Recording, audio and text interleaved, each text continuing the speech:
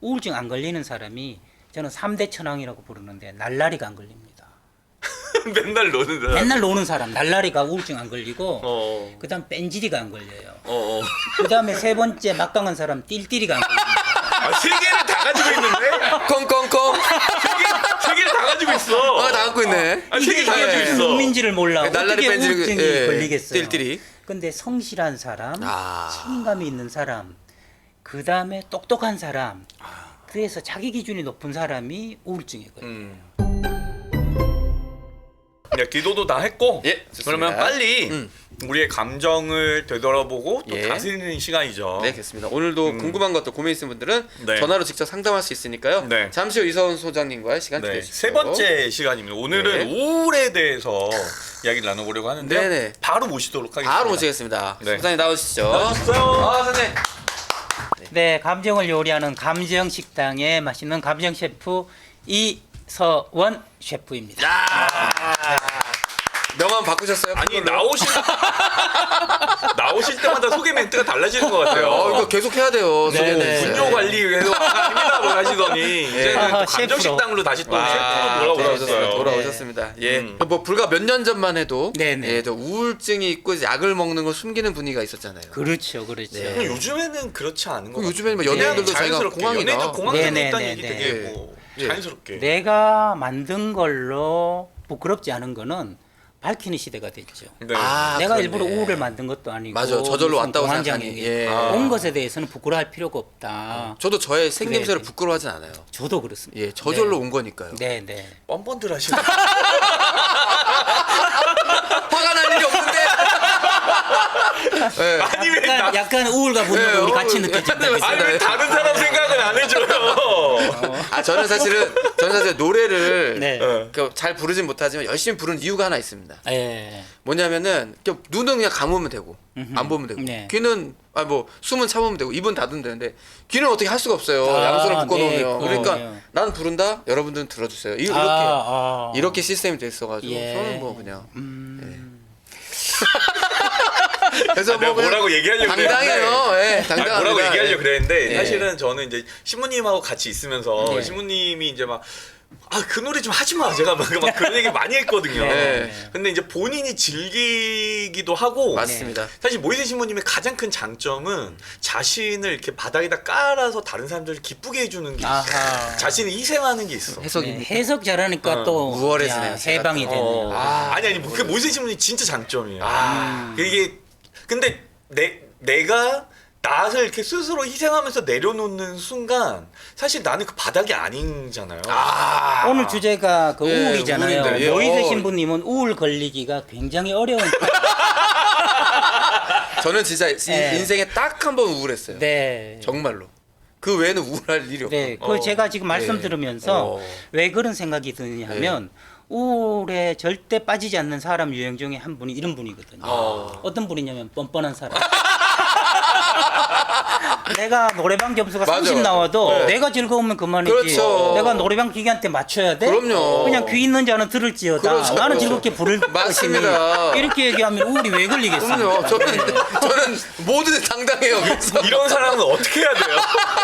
맞아야 되나요? 평생 행복하게 살다가 돌아가시는 거죠. 맞습니다. 뭐, 주님 품. 맞습니다. 네. 정확하세요. 부럽습니다. 예. 네. 저는 딱 한 번 우울했던 데가 언제냐면 네. 프랑스에서 혼자 지낼 때요. 아. 혼자 지내는데 제가 비디오를 틀어놓고 영화를 틀어놓고 라면을 먹어서 울고 있더라고요. 네. 저는 그게 첫 경험이에요. 첫 경험. 과학적으로 보면요. 예. 이건 준비한 건 아니고 지금 생각이 난 건데 그러면 좀 치워드려요. 안 치워주셔도 돼요. 이제부터는 순수하게 예, 떠오르는 순수하게. 거니까. 예, 너무 티가 안 술 나게. 담배를 예, 하면 예. 수명이 2.5년이 줄어든대요. 술 담배. 수명이. 스트레스를 받으면 5년이 줄어든대요. 근데 외로움을 느끼면 10년이 줄어든대요. 그만큼 외로움과 우울의 정적인 관계가 상관관계가 굉장히 깊은 거죠. 외로울수록 우울해질 수 모이세 있고. 저 사람은 외로웠던 게 아니라 자신의 개그를 사람들한테 보여줄 수가 없어서 심심해서, 그게 심심해요. 너무 화가 네. 났던 거예요. 심심해요. 정확히 네. 개념 구분해 주시니까 네. 그때 무료했던 거다. 외로웠던 게 아니다. 외로웠던 게 아니라 우울했던 것도 아니다. 아니, 네. 내가 아재 개그도 치고 사람 보고 막 해야 되는데 말이 안 통하니까 못 하는 그러니까 거야. 왜 그랬냐면 어학원을 가지만 다 외국 사람이잖아요. 말이 개그가 안 돼. 뭔가 보여줄 게 요거 없어. 하나면 되는데 뭔가를 해야 되는데 할 수가 없으니까. 그러다가 기쁜 일이 한 번 있었는데 선생님이 음식을 요리를 하는 코너였어요. 네네. 근데 계란이 생각이 안 나는 거예요. 단어가. 아. 그래서 제가 꼬꼬다 뽕 이랬더니 그러니까 사람들이 와서 막 쓰러졌거든요. 그래서 되는구나. 아. 이게 되는구나. 제가 아는 분은 아프리카 가서 계란이 먹고 싶어가지고 이게 뽕 하기는 그래서 요렇게 예.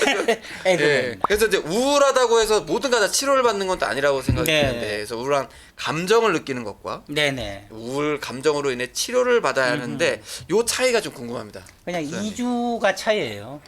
2주 동안 지속되면 우울증으로 들어가고 우울한 게 그냥 2주가 안 되면 울적한 거죠. 제가 내과에 한번 갔는데 머리가 아파서 왔다 그랬더니 예. 원장님이 얼마나 자주 아프냐 그래서 한 사나흘에 한 번씩 아프다 그랬더니 자기를 정말 사랑하시나 봐요. 뜬금없이 이러시는 거예요. 오, 너무 그래서 그게 무슨 말씀이세요? 그랬더니 머리가 계속 아플 때 여기 오는 거지 나도 그렇게 아프다고 이렇게 말씀을 하시는 거예요. 근데 그러니까 주기적으로 아프면 가야 되잖아요. 그러니까 주기가 짧으면서 뭐 사흘 전에 한 번 아프고 이번 아프고 이거 말고 계속 밥맛이 없고 일을 미루게 되고 마음이 무너지고 그다음에 모든 게 시시하고 식욕이 없고 이런 게 최소 2주 동안 갈 때 증으로 되는 거지. 그전에는 울적하다. 예, 이렇게 얘기하는 거죠. 명쾌하게 또 네. 정리해 주네요. 그냥 2주 이게 딱 2주 보름 이렇게 기준으로 보름으로. 보면 되죠. 네. 초기에 그 우울한 마음을 잡아야 되지 않나요? 잡아야 되죠. 그러니까 아까 말씀드린 대로 미루게 될 때, 이거 약간 느낌이 촉이 그런데 그 다음에 마음이 가라앉아요. 그리고 일들이 시시해요. 모든 저 것이. 사람 왜 재밌다고 예. 웃지? 그렇죠. 웃기는 걸 봐도 안 웃기고 중세 라이브를 봐도 안 웃고. 안 웃고. 예. 중세 라이브 보면서 안 웃기는 예. 쉽지 않은데. 그렇죠. 그다음에 귀찮아지고. 전 제 걸 봐도 저분들 웃거든요. 왜 이렇게 웃어? 나 이런 오늘 이 생각이 방송 들고. 끝나고 집에 가서 난 다시 보면서 계속 웃어. 예, 제가 그렇습니다. 밤에 그럼 마치고 가면서 계속 계속 휴대폰을 웃는데. 보면서 웃기 시작하고 예, 맞습니다. 이러는데 예. 쉽지가 않은데. 그런 증세가 나타나면 이건 뭐 순간적인 일이지 말고 혹시 그분이 찾아온 거 아니야? 하고 한번 합리적 의심이라고 해요. 그럴 땐 바로 병원으로 가야 되나요? 아니요, 병원으로 가야 되는 게 아니고 내가 이럴지도 모르겠다 하고 주위에 한번 물어보는 거. 나만 이렇게 느끼는 다른 사람한테? 네, 다른 너 중세를 사람한테. 보고 웃어? 이렇게요? 네, 가까운 사람한테 어. 나 요즘 좀 어떤 것 같아? 그럼 좀 가라앉아 보여. 좀 그런가? 그럴 수 있겠네요. 네. 근데 그것이 한 2주 된다. 네. 그렇게 되면 이게 상담실 혹은 병원을 한번 가봐야 돼. 찾아서 우울증 척도. 체크를. 요즘은 인터넷에 뭐 우울증 척도가 많으니까 네네네네. 체크해서 중상 뭐 병원을 한번 찾을 필요가 있다. 그러면 한번 가봐야 되겠다. 이런 거죠. 근데 이걸 여성분들이 잘 하시는데 남성분들이 잘 안 하세요. 그렇죠. 술 먹고 그냥 뭐 풀수 있다고 생각하는 수 한때 있다고 현상이지 생각하죠. 이러면서 그 다음에 또 하나는 내가 해결할 수 있어. 라고 생각을 하는데 지금 장마철이잖아요. 네네네. 그래서 오송의 우울이라든지 경북 예천의 우울이라든지 이런 게 우리한테 그렇지. 있지 않습니까? 오죠. 있는데 장마철에 이제 하천이 법류할 때 그 외국의 통계를 봤더니 남자가 여자보다 7배 더 많이 죽는데요. 남자가요? 남자가. 그래서 왜 7배 많이 죽느냐 그랬더니 일단 위험을 과소평가한대요. 맞아. 네. 맞아. 저건 뭐 별거 맞아. 아니야. 남자가 위험한 일을 많이 해. 네. 그러다 보니까 네. 물이 이렇게 세차게 가도 가면 돼. 별거 아니야. 그렇죠. 일단 이게 첫 번째로 맞아, 많이 맞아, 듣는 맞아, 이유고 두 번째가 뭐냐면 이게 약간 슬퍼지는데 자신의 능력을 과대평가. 나 건너갈 수 있어. 마지막 가장 어처구니 없는 이유인데 중간에 돌아오지 않는데. 가면 갔지. 예, 다시 가면 돌아서. 갔지. 오. 위험하면 얼른 돌아와야 되는데. 저 지난번에 갈 수 있어, 갈 수 있어 이러다가. 공 찾으러 바닷가에 계속 갔던 그런 똑같은. 내가 할 수 있지. 할 수 있지. 난 해왔어. 맞아요. 그러니까 위험을 과소평가, 자신을 과대평가, 중간에 또 포기하려고 하지 않는 성향들이 이 우울증에서 취약한 특성이 있습니다. 그래서 남자 형제님들이 고백성사 잘 안 봐요. 네네. 아. 자매님들은 여성은 내가 뭐 잘못했고 이런 걸 쉽게 인정하는 편인데 네. 남자 형제님들은 신부님한테 그 고백하는 것 자체가 되게 어렵고 네. 나를 인정하고 나를 이렇게 그렇지. 내가 그런 사람이야라는 게 그게 잘 안 받아들여지려는 거야. 맞아. 그러니까 남자들은 되게 고백성사 보는 걸 되게 어려워해요. 그 스스로 합리적인 판단이라고 생각하고. 근데 이건 그게 죄를 아마 가르잖아요. 네네. 사회생활 하면서 사회 속에서 만들어진 어떤 인간관계 속에서 내가 지면 안 된다고 하는 어떤 그런 그게 이렇게 좀 쌓여 있는 것 같기도 해요. 이걸 전문 용어로 빙고 이렇게 어, 말씀드리고 네. BING인가요? 예예 정말 맞는 말씀인데 BINGO 저도 이렇게 빙고는 흐름 따라 내 이름. 오케이 내 네. 이름. 예. 상담소에도 여자분들이 90% 남자가 10%입니다. 예, 남자는 언제 오냐? 이혼 협박을 당할 때. 남자가. 상담 안 받으면 이혼이다. 이럴 때 어. 찾아오지 스스로 찾아오는 경우는 거의 없는 거죠. 그러다 보니까 이 참 안 됐다는 생각이 들고요. 네. 이제 우울과 관련된 것이 또 스트레스인데 네네네. 스트레스에 직면하면 신부님 제일 많이 하는 그 반응이 뭐겠습니까? 스트레스를 받으면 첫째로 자기를 공격해요. 많이 당해봤는데 스트레스. 스트레스를 받으면 자기를 공격한다는 건 이제 신부님의 반응이신데 네. 주된 반응은 맞서 싸우거나 달아나요. 그러니까 이제 전 막 짜증이 많이 납니다. 네. 스트레스 받으면. 화가 나는데 네. 그 화는 다른 사람들한테 막 낼 수는 없으니까 네네네. 나한테 화를 내게 되는 거죠. 네, 이것이 전형적으로 우울증? 남자의 우울증의 하나의 특징이에요. 그러니까 스트레스를 받으면 대개는 학계에 알려진 거는 맞서 싸우거나 자기 힘이 안 되면 도망간다 이랬는데 근데 어느 날 미국에서 이런 의문을 제기한 거죠. 그거 여자는 안 그런데요. 오. 그랬더니 이게 주로 측정한 게 남자들이었어요. 오 예. 위험이 올 때 신기하다. 싸우거나 도망가는 거. 예. 이거는 이기거나 지는 거잖아요. 그렇죠. 근데 여자는 도움을 청하는 행동을 해요. 도움을 청하는구나. 예. 그래서 남편이 외도했을 때 아내는 모든 사람에게 알리죠. 도움을 청하는 건가요? 예, 예. 그런데 남자는 아내가 외도했을 때 자기만 알고 있어요. 얘기하지 않아요. 맞습니다. 네네. 사정 체면이 있지. 수치스러워하고 들어가서 수치가 있어요. 예, 욕을 먹을까봐 어. 그러다 보니까 예전에는 맞아. 남자의 평균 수명이 여자보다 10년 짧았어요. 와. 혼자 품고 있기 때문에. 그런데 맞네. 우리 할머니가 더 오래 사셨어요. 네, 그래서 보통 우리가 알려진 우울증도 보면요, 주로 여자의 우울증이에요. 식욕이 떨어지고 밥을 안 먹고 울고 고립되고. 그래서 여자는 우울이 되면 자기를 고립시켜요. 관계에서 단절을 하는 거죠. 그러네. 근데 남자의 우울증은 최근에 알려졌는데 여자의 우울증과 증상이 달라요. 신부님 말씀하신 대로 자기 파괴적 행동을 해요. 그러니까 막 분노한다든지 네. 아니면은 폭주를 한다든지 맞아요. 아니면은 내- 폭식을 한다든지 내가 망가지는 걸 예, 내가 망가지는 걸 그런 택해요. 방식을 택해요. 그걸 보고 저 사람 왜 저래 그러지만 사실은 남자가 지금 우울증에 걸린 아 거다. 그래서 뭐 주먹으로 벽을 치거나 맞습니다. 머리를 박거나. 네네네. 자기 파괴적으로 가는 특징이 그 정도가 아니었던 것 같아. 그러니까 저는 제가 한번 되게 막 좀 스트레스를 받을 때가 있었는데 네네. 저는 이제 주로 스트레스 받는 때는 제가 인정 못 받을 때를 제일 못 버텨 해요. 네. 아, 내가 그래도 이렇게 자기 열심히 인식이, 했는데 네. 왜 이렇게 내가 무시당하거나 이런 거를 못 버텨야 하는데 그때 한창 그런 게 너무 힘들었었어요. 근데 그거 이렇게 막 어디다가 하소연할 수도 없었고 그렇지. 그리고 뭐 물론 제가 뭐 막 맞서 싸울 수도 있지만 제가 그렇게 할 때 오히려 본당 신자분들이 더 상처받기 때문에 차라리 내가 이렇게 참고 말지 이렇게 하다 보니까 이제 그게 막 저한테 너무 많이 쌓였던 거예요. 그게 그러니까 어느 다르구나. 순간에 가서는 막 저를 파괴하고 있더라고요. 네네네. 그 똑같은 현상이 1920년대 우리나라에 나타났어요. 그 일본에 대항할 수가 없는 거예요. 억울한 걸 당하고. 그렇네요. 그러니까 이걸 풀긴 해야 되잖아요. 네. 자기 집에 불을 질러요. 이해 가요. 예, 이해 가요. 자해를 해요. 자기를. 자해하기. 네, 자해를 하고 자기 어, 집에 어, 어. 불을 지르죠.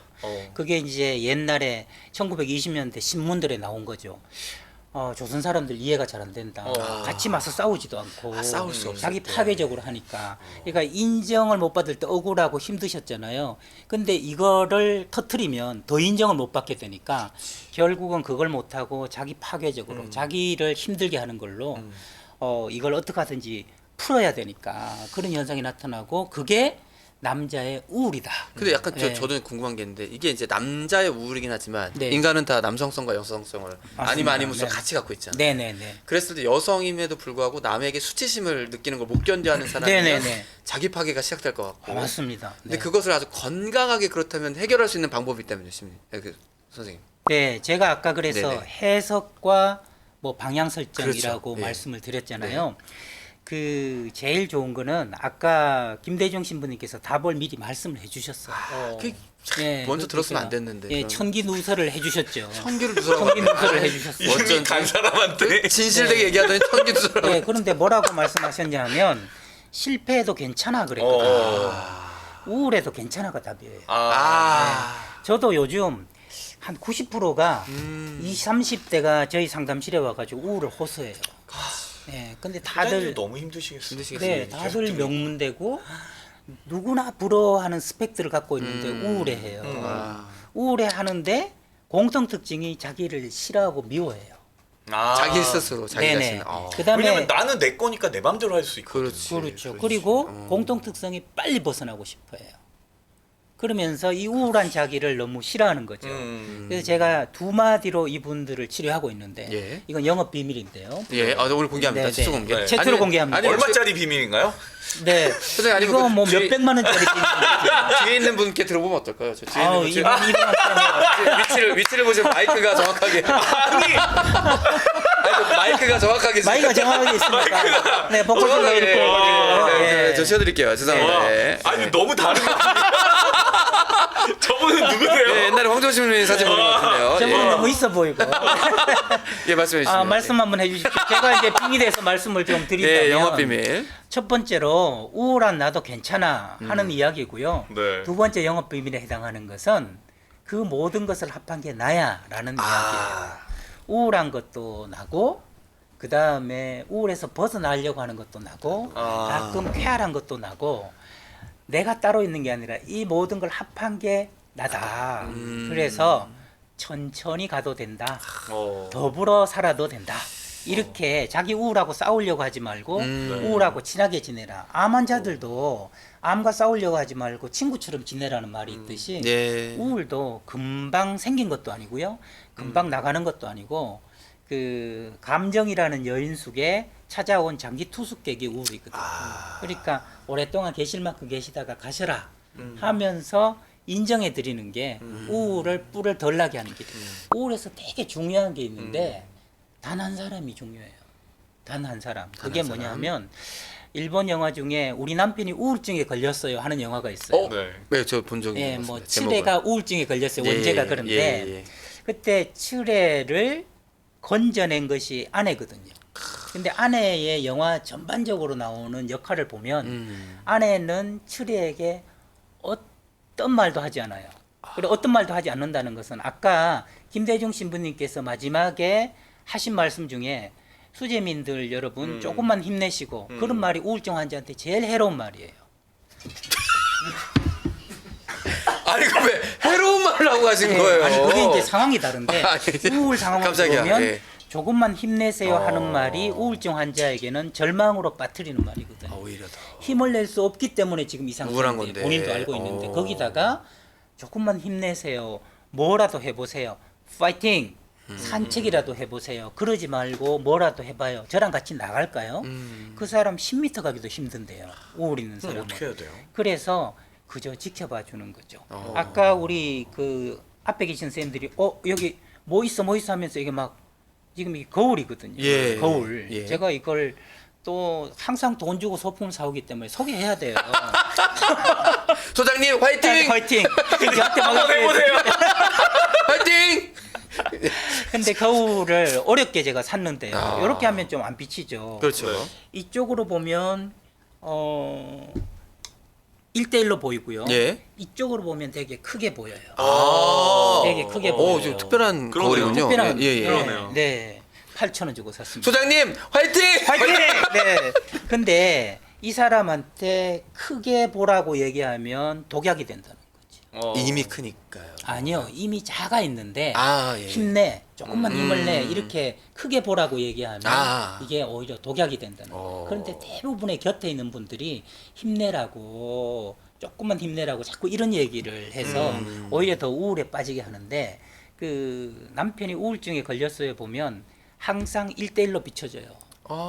그러니까 거울이 돼서 뭐라고 할 때 그래 정말 죽고 싶겠네 라고 얘기해 하는 말을 그대로. 정말 구나구나 아니에요? 구나구나죠. 구나구나 하지 이제 말라 그래. 구나와 군요라는 말만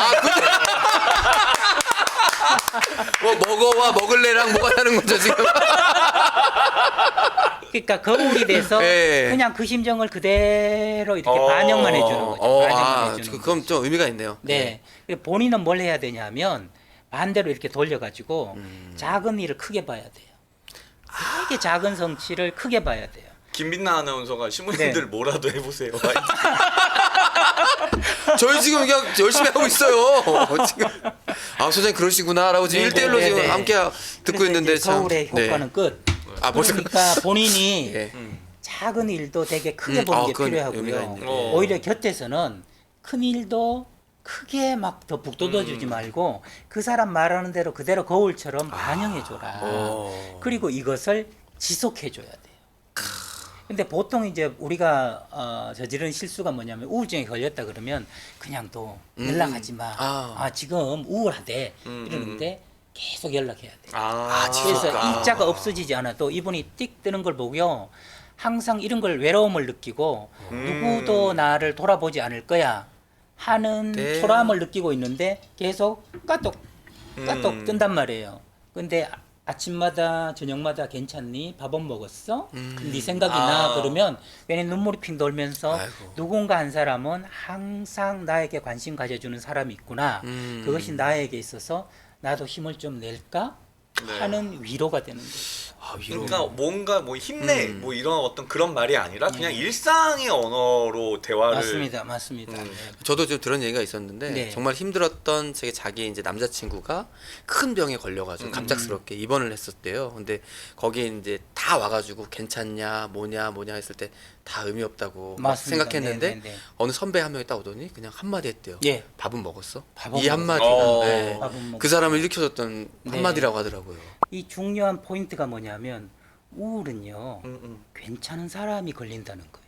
아. 그러니까 성격적으로 예민한 사람이 우울증 걸려 이렇게 오해를 하고 있는데 X예요. 띵. X예요. 어. 괜찮은 사람이 걸려요. 어떤 괜찮은 사람이 걸리냐면 아까 제가 농담처럼 뻔뻔한 사람 안 걸린다고 그랬잖아요.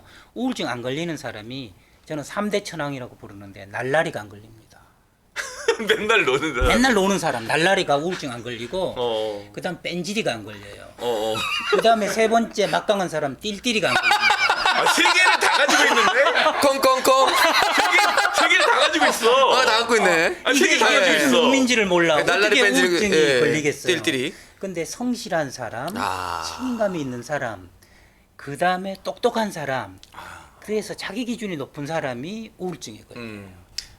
지금 소장님 말씀하면서 바로 공감이 되는 게 뭐냐면 본당에서 이제 여름 캠프 같은 거 가잖아요. 네네네. 그러면은 여름 캠프 그 3박 4일을 준비하기 위해서 한 몇 달을 준비하잖아요. 그렇죠. 네. 그걸 매일 같이 모여서 하고 그래서 막 캠프 기간 내에도 막 교사들끼리 그때도 막 서로 싸우고 힘들고 막 네네네. 근데 그게 딱 끝나고 나서 펑펑 울어요 막 그리고 그 다음 날이 너무 힘들어.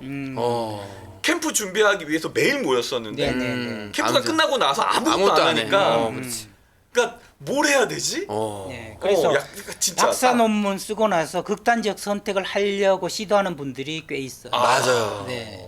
정말 공허와 허무가 몰려오거든요. 네네네. 그러니까 우울증은 의외로 괜찮은 사람이 걸린다. 그러므로 제가 하고 싶은 얘기는 우울증 걸린 당신 괜찮아서 걸린 거다. 위로가 되네요. 괜찮아서 걸린 거다. 네. 위로가 되네요. 아니 준서 라이브가 끝나고도 약간 우울했어. 네. 우울한 당신 괜찮은 괜찮아서 사람이에요. 그래. 괜찮아서. 괜찮아서. 이 말을 유도하신 당신.